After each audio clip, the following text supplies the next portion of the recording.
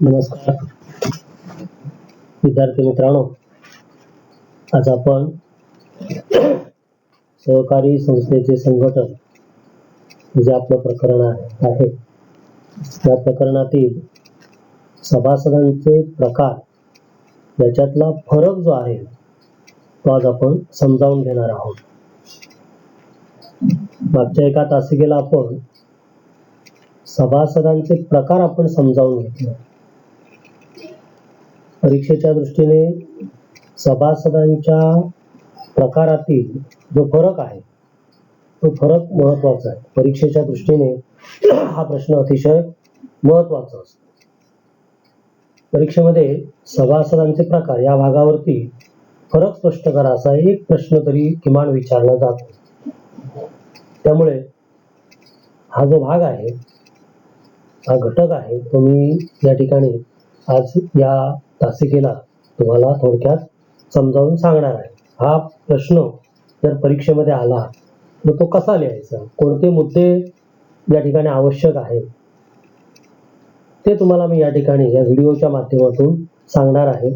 4 मार्कचा प्रश्न तुम्हाला परीक्षेमध्ये विचारला जाऊ शकतो आणि अगदी 99% या भागावरती फरक हा विचारला जातो.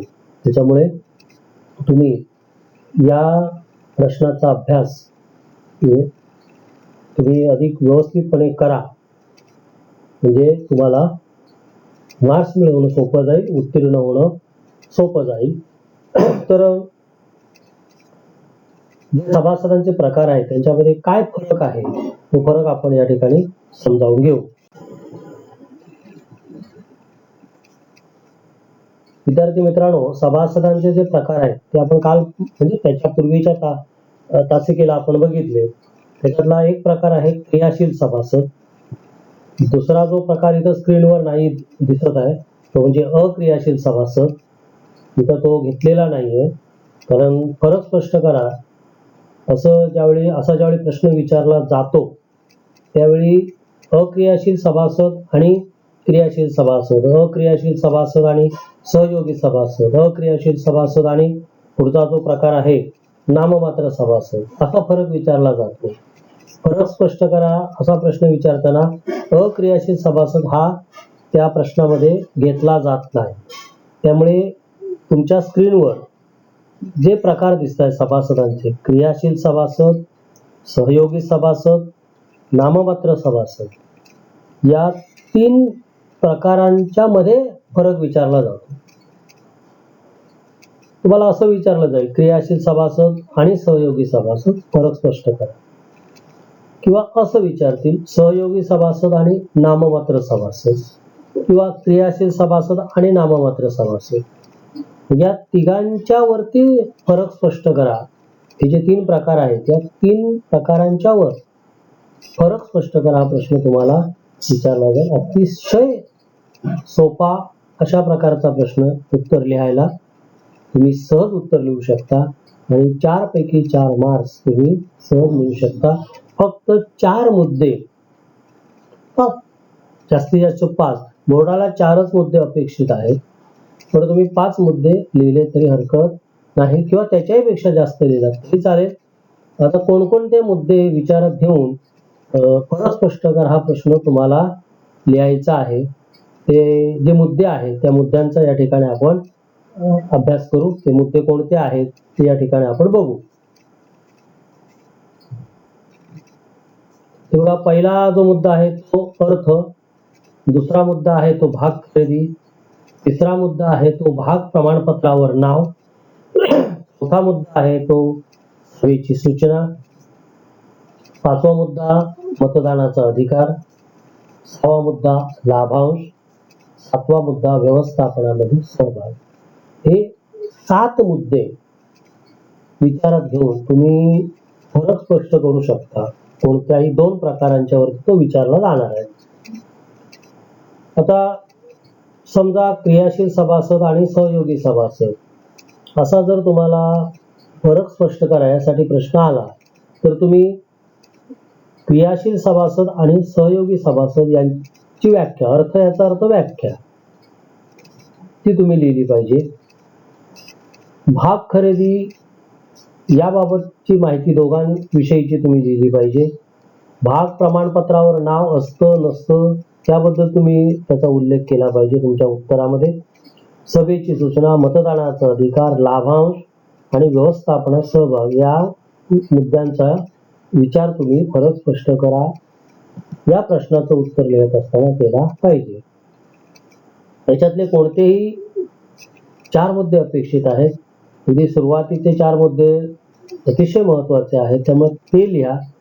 समजा नाही जमलं तर पुढचे मुद्दे सुद्धा जे आहेत ते सुद्धा उत्तरामध्ये लिहायला हरकत नाही. उत्तर तपासणारा एक्झामिनर ते मुद्दे सुद्धा कन्सिडर करणार आहे मार्क्स देतात. तर आपण आता या ठिकाणी क्रियाशील सभासद, सहयोगी सभासद आणि नाममात्र सभासद यांच्यातला फरक आपण या ठिकाणी एकत्रितपणे अभ्यासणार आहोत. तुम्हाला जसा प्रश्न येईल त्याप्रमाणे तुम्ही फरक लिहा, त्या प्रश्नाचं उत्तर तुम्ही लिहा. तर आता क्रियाशील सभासद कोणाला म्हणायचं, की तुम्ही सहयोगी सभासद कोणाला म्हणायचं, नाममात्र सभासद कोणाला म्हणायचं ते तुम्ही पाठ करून टाका. ते वाचा, पुन्हा पुन्हा वाचा, तुमच्या स्मरणात राहील. ते तुमच्या पक्क लक्षात ठेवण्याचा प्रयत्न करा. कोणाला म्हणतो आपण क्रियाशील सभासद? तर जो सभासद संस्थेच्या कामकाजामध्ये भाग घेतो आणि संस्थेच्या उपविधीमध्ये नमूद केलेल्या सेवांचा किंवा साधनांचा किमान मर्यादेत वापर करतो, अशा सभासदाला क्रियाशील सभासद असं म्हटलं जातं. मागच्या व्हिडिओमध्ये मी तुम्हाला ही व्याख्या सांगितलेली आहे. बस एवढी व्याख्या लक्षात ठेवा. सहयोगी सभासद कोणाला म्हणतात? तर जो सभासद इतर सभासदांच्या बरोबर संयुक्तपणे सहकारी संस्थेचे भाग खरेदी करतो आणि ज्याचे नाव भाग प्रमाणपत्रावर प्रथम स्थानी असत नाही, अशा सभासदाला सहयोगी किंवा संयुक्त सभासद असं म्हटलं जातं. मागच्या व्हिडिओमध्ये सहयोगी सभासद म्हणजे काय हे नेमकं तुम्हाला सांगण्याचा मी प्रयत्न केलेला आहे, समजावून देण्याचा प्रयत्न केलाय मी. त्यामुळं तो व्हिडिओ परत एकदा बघा, म्हणजे तुम्हाला ही व्याख्या समजेल. ओके. त्याच्यानंतर तिसरा जो प्रकार आहे तो नाममात्र सभासद. नाममात्र सभासद कोणाला म्हणायचं? तर त्याची जी व्याख्या आहे ती व्याख्या आपण लक्षात ठेवली पाहिजे. संस्थेच्या उपविधीनुसार ज्या व्यक्तीकडून केवळ प्रवेश फी स्वीकारून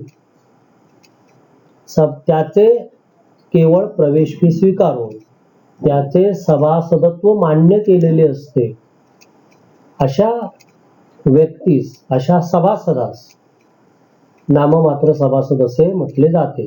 त्याच्याकडून फक्त प्रवेश फी घेतली जाते. तर अशा प्रकारच्या 3 व्याख्या, अतिशय सोप्या व्याख्या आहेत. त्या व्याख्या पुन्हा पुन्हा वाचा. उदाहरण सांगतो मी, परीक्षेच्या दृष्टीने हा अतिशय महत्वाचा प्रश्न आहे.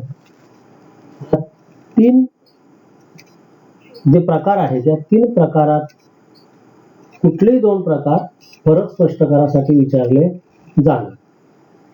म्हणजे कुठली तरी एक जोडी विचारात घेतली जाणार. क्रियाशील सभासद, सहयोगी सभासद अशी जोडी विचारतील, सहयोगी सभासद, नाममात्र सभासद अशी विचारतील. ठीक आहे. तर ही व्याख्या महत्वाची आहे. बाकी पुढचं सोपं आहे. क्रियाशील सभासद भाग खरेदी करतो, कारण तो सभासद होण्याच्या सगळ्या अटी पुऱ्या करतो ना. प्रवेश फी भरतो, भाग भांडवल संस्थेला देतो, म्हणजे भाग खरेदी करतो. त्यामुळं सहकारी संस्थेचं सभासद होण्यासाठी ज्या कंडिशन असतात त्या सगळ्या फुलफिल करतो तो. त्यामुळे भाग खरेदी करतो. सहयोगी सभासद भाग खरेदी करतो तो, पण संयुक्तपणे करतो, कारण सहयोगी सभासद दुसऱ्या सभासदाबरोबर तो असतो ना सभासद झालेला. त्यामुळे पहिल्या स्थानावर असतो तो क्रियाशील सभासद असतो. भाग प्रमाणपत्रावर ज्याचं नाव प्रथम स्थानी असतं तो क्रियाशील सभासद, पण त्याच्या बरोबर हा भाग खरेदी करतो, स्वतंत्रपणे खरेदी करत नाही. क्रियाशील सभासदाला भाग प्रमाणपत्र वैयक्तिक दिलं त्याचं असतं ते, त्याचं नाव एकट्याच असतं त्या भाग प्रमाणपत्रावर.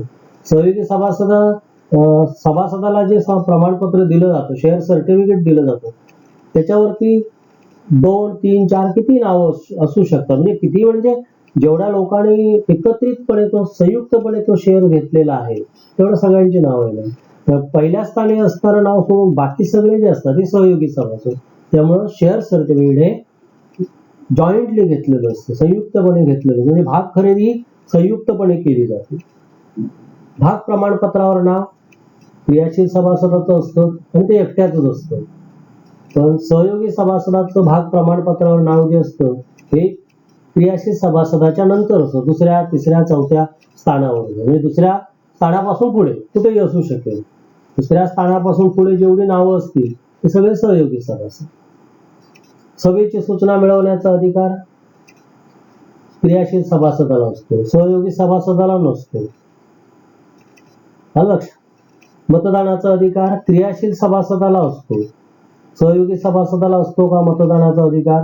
तर सहयोगी सभासदाला मतदानाचा अधिकार क्रियाशील सभासद जो त्याचा क्रियाशील सभासद आहे तो गैरहजर असेल तर त्याला तो असतो, नाहीतर नसतो त्याला. लाभांश मिळवण्याचा अधिकार नसतो त्याला. नसतो म्हणजे क्रियाशील सभासदाला तो लाभांश मिळवण्याचा अधिकार असतो. सहयोगी सभासदाला लाभांश मिळवण्याचा अधिकार असतो पण संयुक्तपणे सगळ्यांना मिळून तो लाभांश दिला जातो, म्हणजे संयुक्तपणे तो लाभांश मिळवतो, अधिकार आहे. तर स्वतंत्रपणे त्याला लाभांश दिला जात नाही. व्यवस्थापनात सहभागी होता येतं का? नाही. क्रियाशील सभासदाला व्यवस्थापनामध्ये सहभागी होता येतं, सहयोगी सभासदाला व्यवस्थापनात सहभागी होता येत नाही. आता नाममात्र सभासद जो आहे त्याचा आपण विचार करू. या ठिकाणी व्याख्या तुम्हाला सांगितली. नाममात्र सभासद भाग खरेदी करत नाही, त्याला भाग खरेदी करता येत नाही. भाग प्रमाणपत्रावर नाव असतं का? भागच त्याला खरेदी करता येत नसतील तर त्याला भाग प्रमाणपत्र दिलंच जात नाही, तेव्हा त्याचं नाव असण्याचा प्रश्नच येत नाही. सभेची सूचना त्याला मिळवता येते का? नाही, तर तो सभासद नाही. जो सभासद क्रियाशील सभासद किंवा अक्रियाशील असेल तरी तो सुद्धा त्याला सभेची सूचना दिली जाते, पाठवली जाते. मतदानाचा अधिकार असतो का नाममात्र सभासदाला? नाही. लाभांश मिळतो का नाममात्र सभासदाला? नाही.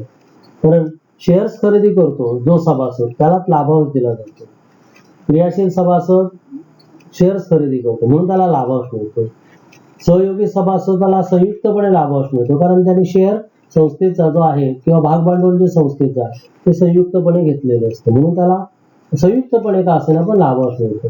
नाममात्र सभासदाला लाभांश दिला जात नाही. व्यवस्थापनामध्ये नाममात्र सभासदाला सहभागी होता येतं का? नाही होता येत, कारण तो सभासदच नाही. फक्त संस्थेनं त्याला नाममात्र सभासदत्व दिलेलं आहे. नाममात्र सभासदत्व का दिलं जातं हा संस्थेच्या दृष्टीनं, संस्थेच्या हिताच्या दृष्टीनं तो प्रकार केलेला आहे. म्हणजे एखाद्या व्यक्तीला जेव्हा संस्थेच्या पोटनियमानुसार सभासद होता येत नसेल तर मग अशा वेळी काय करायचं, तर त्याला नाममात्र सभासद करून घ्यायचं आणि त्याच्याशी व्यवहार करायचा, यासाठी ते असतं. तेव्हा त्याला शेअर्स विकले जात नाही संस्थेकडून आणि त्याच्यामुळे त्याला त्या ठिकाणी भाग खरेदी करता येत नाही, त्याला भाग प्रमाणपत्र दिलं जात नाही, सभेची सूचना दिली जात नाही, मतदानाचा अधिकारही त्याला नसतो, लाभांशाचा अधिकार त्याला नसतो, व्यवस्थापनामध्ये सहभागी त्याला होता येत नाही. तर जर परीक्षेला प्रश्न आला क्रियाशील सभासद व सहयोगी सभासद किंवा क्रियाशील सभासद आणि नाममात्र सभासद, तर तुम्ही हे जे 7 मुद्दे आहेत, 7 पॉइंट्स जे आहेत ते तुम्ही विचारात घ्या आणि त्याच्या आधारे तुम्ही अतिशय सोपं आहे क्रियाशील सभासद आणि नाममात्र सभासद असा जर फरक विचारला तर याप्रमाणे तुम्ही लिहा, किंवा क्रियाशील सभासद आणि सहयोगी सभासद किंवा सहयोगी सभासद आणि नाममात्र सभासद. तर अशा या मुद्द्यांचा विचार करून तुम्ही हे उत्तर आता लिहू शकाल असं मला विश्वास वाटतो. तर तुमच्या वहीमध्ये स्वाध्याय म्हणून तुम्ही क्रियाशील सभासद आणि सहयोगी सभासद हा एक फरक लिहून ठेवा. तसेच सहयोगी सभासद आणि नाममात्र सभासद हा एक फरक लिहून ठेवा. तसेच क्रियाशील सभासद आणि नाममात्र सभासद असा एक फरक तुम्ही लिहून ठेवा. कारण आणि तो फरक वाचत राहा, कारण परीक्षेच्या दृष्टीने हा फरक अतिशय महत्वाचा असणार आहे.